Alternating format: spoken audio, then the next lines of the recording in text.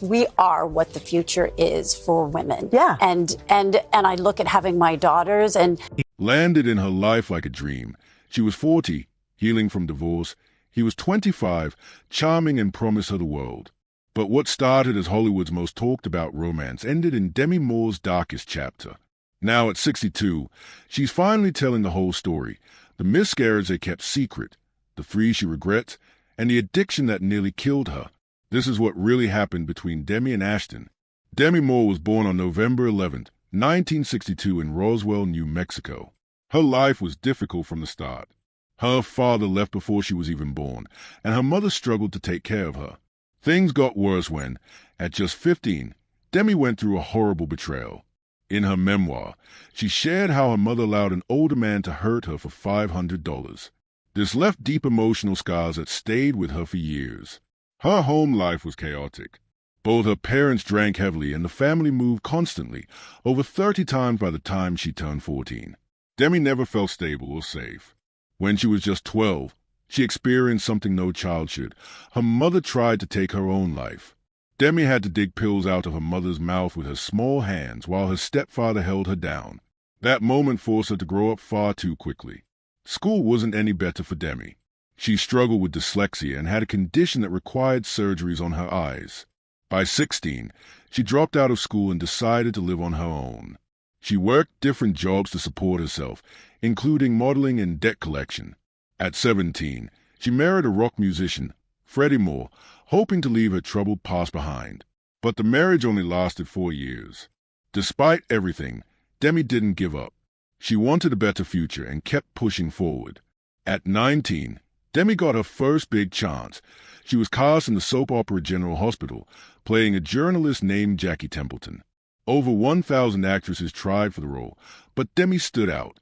She made just $750 per episode, but this role was the beginning of something bigger. Her character Jackie was strong and determined, which wasn't common for women on TV at that time. Demi's performance impressed viewers and producers alike.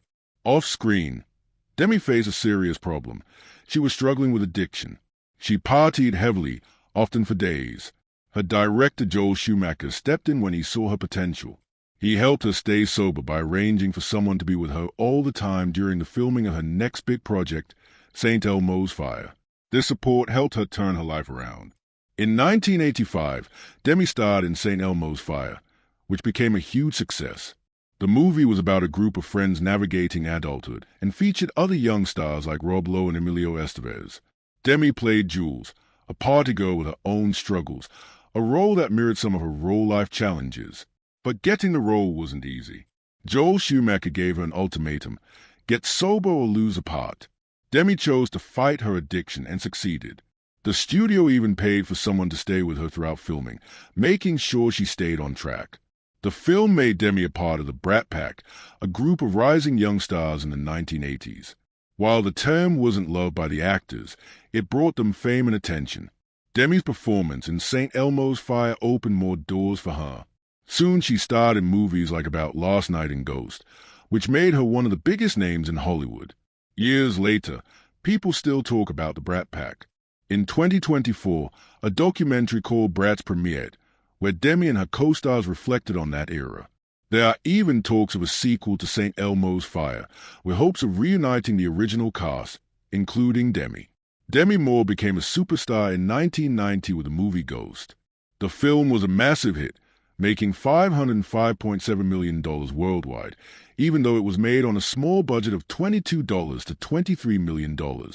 It became the highest-grossing movie of 1990, and at the time, the third highest-grossing film ever. People loved it so much that it became the most rented video in the U.S. in 1991.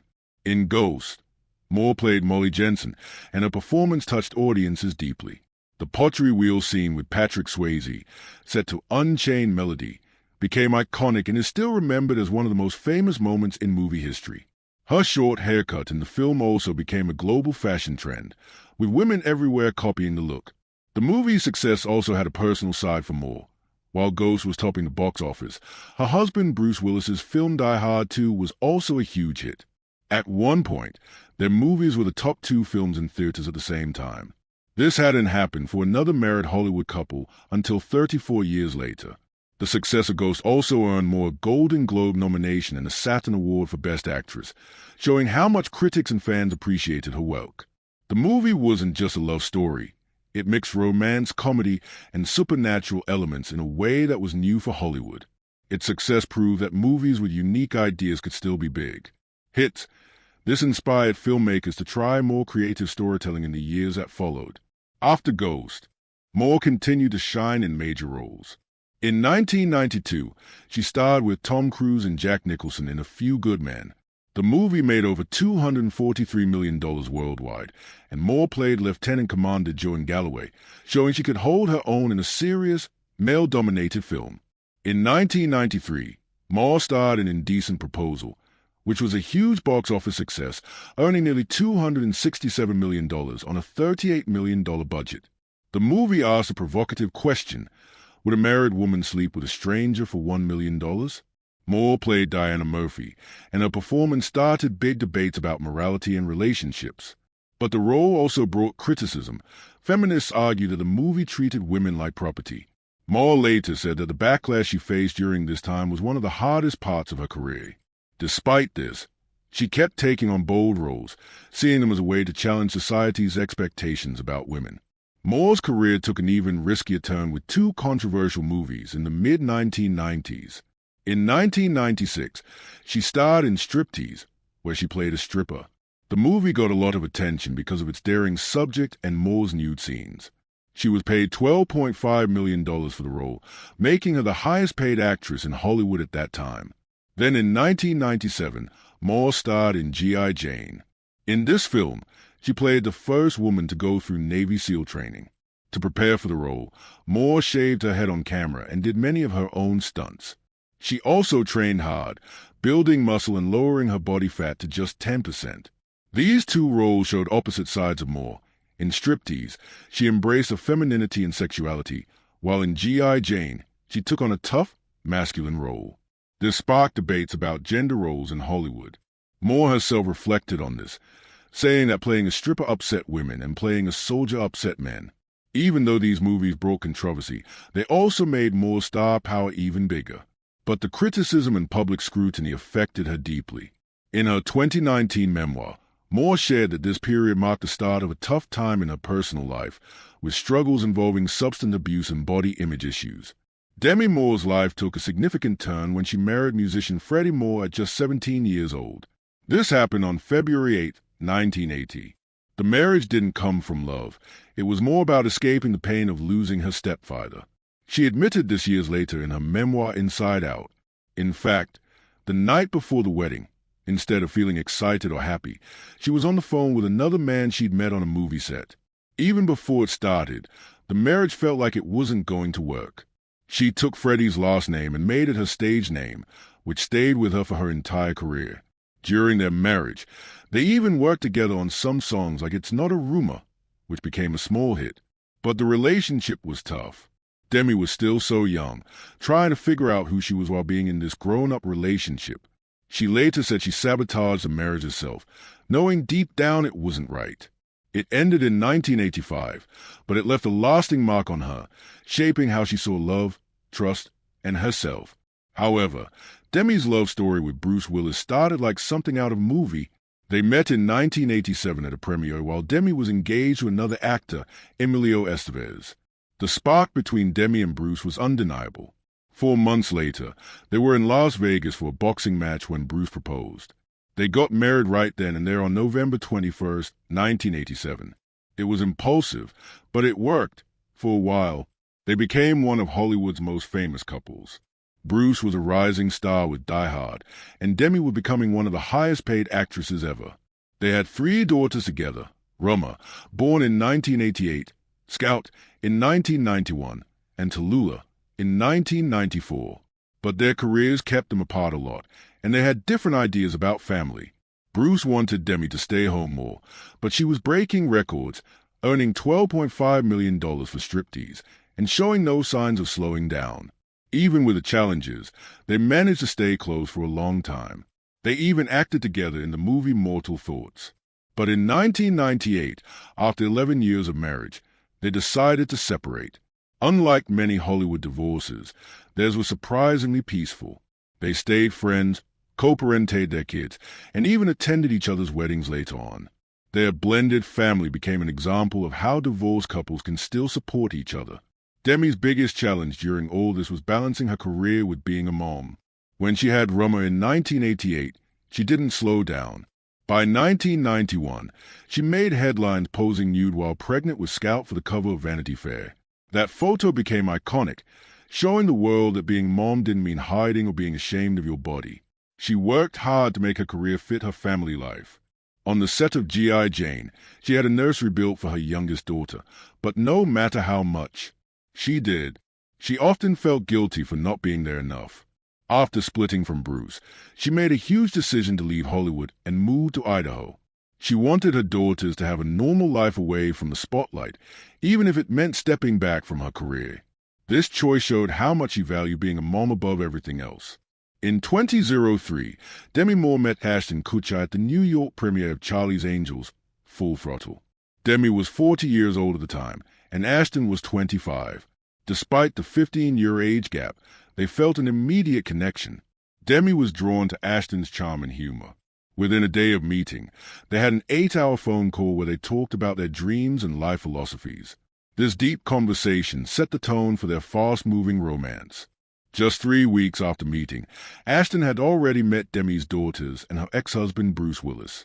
In a bold and surprising move, Ashton proposed to Demi only 2 months into their relationship. He planned a romantic midnight picnic on the beach in Santa Barbara and spelled out, "Marry me," with rose petals. The engagement ring was a 5-carat Ashton diamond worth $250,000. By the 4th month, they had moved in together and even started a production company called Catalyst Films. Their first project, Beauty and the Geek, became a hit, solidifying their status as a Hollywood power couple. However, their relationship faced a heartbreaking challenge when Demi suffered a miscarriage 6 months into her pregnancy. The loss devastated them, but they supported each other through grief counseling 3 times a week for months. Ashton later said this tragedy made him realize he was ready for fatherhood, strengthening their bond even more. The media was fascinated by their 15-year age gap, which became a major topic of public discussion.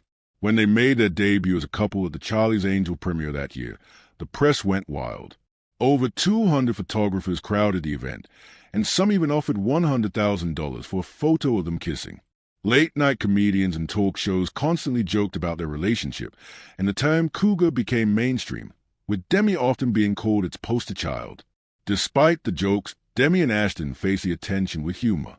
Demi appeared in a 2005 Saturday Night Live skit wearing old-age makeup, poking fun at the obsession with their age difference. In September 20th, 2005, Demi and Ashton had a private wedding at their Beverly Hills home with just 100 guests, including Bruce Willis. Demi wore a landing gown and Ashton a cream Brooks Brothers suit. They exchanged vows under a Kabbalah chuppah, reflecting their spiritual beliefs. A touching moment came when Demi's daughters, Roma, Scout, and Tallulah, read heartfelt letters to Ashton, who gave each girl a Cartier love bracelet to symbolize his commitment to their family. Bruce Willis was reportedly moved to tears by the ceremony. After their wedding, Demi and Ashton embraced their blended family life. They bought a home in Idaho, where they enjoyed family vacations and hosted theme parties. They often spent time together with Bruce Willis, co-parenting smoothly and even vacationing as one big extended family. Bruce praised Ashton, saying he was one of the only men his daughters had told, "I love you." Ashton's role as a stepfather to Demi's daughters was significant. At just 27 years old, he took on the responsibility of helping to raise 3 girls, aged 17, 14, and 11. He threw himself into the role, attending their school events, cheering at their performances, and even learning how to French braid their hair. Ashton admitted to taking parenting classes to better understand his role, saying, "Love isn't something that gets divided, but grows." He encouraged the girl's interests, helping Roma set up her first Twitter account and producing her film The Whole 10 Yards. Scout credited him with inspiring her love of technology, which led her to study computer science. However, it wasn't always easy. Tallulah later wrote that Ashton's presence initially confused her, as she wasn't sure how to accept him in a fatherly role. Rummer even admitted she had a crush on Ashton before he started dating her mom, which added complexity to their relationship. Despite these challenges, Ashton remained close to the girls even after he and Demi split. He publicly supported Rummer during her Dancing with the Stars performances and celebrated her pregnancy announcement years later. Ashton said in 2020 that he would always love and root for them, showing his lasting dedication to the family he helped build. Demi Moore and Ashton Kutcher were thrilled when they found out they were expecting a baby. Moore was 41 years old and 6 months pregnant when, during a routine checkup on September 23, 2003, their joy turned into heartbreak. They found out their baby girl, Chaplin Ray, had no heartbeat. This loss crushed Moore, who had been sober for almost 20 years. She blamed herself, thinking her occasional drinking and smoking early in the pregnancy had caused it. The grief hit Moore hard. She became depressed and started using alcohol and painkillers like Vicodin to numb the pain. Her weight dropped, dangerously low, to just 98 pounds. The couple tried everything to have another baby, including IVF, but nothing worked. Moore felt even more broken. In 2019, she described this time as feeling completely lost and empty, struggling to understand how to cope. The miscarriage also hurt their marriage. Kutcher didn't fully understand Moore's pain. In her memoir Inside Out, she said he tried to support her but couldn't connect with what she was feeling. This emotional distance only grew and started to damage their relationship. In a desperate attempt to save their marriage, they tried unusual things. Moore revealed in her memoir that they even had threesomes because Kutcher asked for it. She wanted to make him happy and went along with it, but it left her feeling ashamed and unsure about their relationship. They also turned to spirituality for help, going to the Kabbalah Center in Los Angeles and even traveling to Israel for a spiritual retreat. None of it worked. The pressure to have a baby, Moore's struggles with addiction, and their age gap only made things worse. Things got worse when rumors of Kutcher cheating came out. On their 6th wedding anniversary, September 24, 2011, Kutcher reportedly spent the night with a 22-year-old woman, Sarah Lau. Moore had actually seen Lau before at a bowling alley, where Lau boldly gave Kutcher her phone number in front of her and her daughter. Moore found out about the affair through a Google alert on her phone while getting ready for a red carpet event. When she confronted Kutcher, he admitted it. Moore said she was so shocked she couldn't breathe. She later learned he had cheated before with a 21-year-old woman named Brittany Jones. To make it worse, Kutcher tried to justify his actions, saying their threesomes had blurred the lines in their relationship. This only deepened Moore's hurt. The cheating became public, making things even harder for Moore. Just days after the scandal broke, they appeared together at an event for their Foundation Against Human Trafficking. Moore had to stand next to Kutcher as he spoke, even though she knew what he had done. It was humiliating. On November 17, 2011, Moore announced their separation. She said it was a painful but necessary decision, and that she needed to stay true to her values. The divorce process dragged on for almost 2 years. Kutcher officially filed in December 20, 2012, and the split was finalized in November 20, 2013. Moore later said the end of their marriage felt like a nightmare and deeply hurt her self-esteem. Kutcher admitted in a 2023 interview that the divorce made him feel like a failure. Both of them struggled to heal, especially with so much of their pain being played out in public. Demi Moore's life started falling apart after her divorce from Ashton Kutcher. She had been sober for nearly 20 years, but everything changed, and she fell back into addiction. Things got really bad on January 23, 2012, when Demi had a seizure during a party at her house in Benedict Canyon. She had been smoking synthetic cannabis and inhaling nitrous oxide when someone called 911. They described her as semi-conscious and shaking. It was a terrifying moment and the start of a very dark time for Demi. Her addiction became worse over the next 3 years. She started taking up to 12 Vicodin pills every day and drank Red Bull mixed with vodka. She was also obsessed with her body, spending hours looking in the mirror and convincing herself she needed to be thinner. Her health got so bad that she weighed only 102 pounds. The stress, exhaustion, and lack of proper food caused seizures, and she barely held on. During this time, Demi became very isolated. She avoided her family and friends and spent most of her time alone. She missed her daughter Rummer's 30th birthday and stopped showing up for other important family events. By September 20th, 2012, Demi finally went to rehab at a luxury center in Utah called Cirque Lodge. It cost $150,000 a month, but it was a necessary step for her to start getting better. Demi's addiction didn't just hurt her. It deeply affected her relationship with her three daughters, Roma, Scout, and Tallulah. Things got so bad that Demi and her daughters stopped talking for 3 years. Tallulah, who was just 25 at the time, explained how scary it was. She said it felt like her mom became a different person, like a monster. She remembered feeling anxious whenever Demi's behavior changed, like when her speech slowed or she acted overly affectionate. Tallulah even developed an eating disorder and body image issues because of the stress. Roma, who was 31, was angry and heartbroken. She said it felt like her mom's addiction had stolen something precious from her. She also talked about a terrifying moment when she had to call 911 to save her mom's life. Scout, who was 28, felt abandoned and believed her mom didn't love her. The three sisters eventually stopped speaking to Demi entirely. In 2012, they didn't even go to her 50th birthday, and Demi missed milestones in their lives, like Roma's appearance on Dancing with the Stars in 2015. 4 years. They weren't on good terms, but everything started to change on November 12, 2015. Tallulah, the youngest, had just finished rehab after struggling with substance abuse and an eating disorder. She bravely decided to reach out to her mom. This was the first time they saw each other in almost 3 years. Demi didn't waste any time. She flew to New York right away to meet her daughter. Rebuilding their bond wasn't easy. In a 2019 episode of Red Table Talk, the family talked about how hard things had been. Tallulah said she felt abandoned. Roma admitted she used to have panic attacks at the thought of running into her mom. Scout confessed she was angry and full of resentment. Demi took responsibility, admitting her struggles with addiction had hurt her family deeply. She worked hard to fix things, going to therapy and family counseling for 18 months.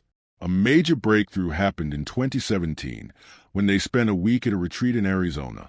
They meditated together and did exercises to heal emotionally. Now things are much better between them.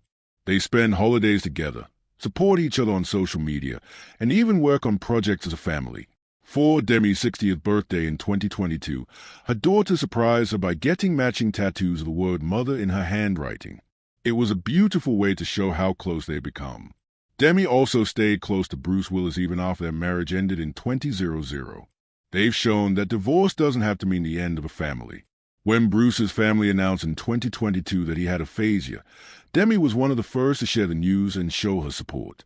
Since then, she's been there for him, spending time with Bruce and his wife Emma Hemming Willis.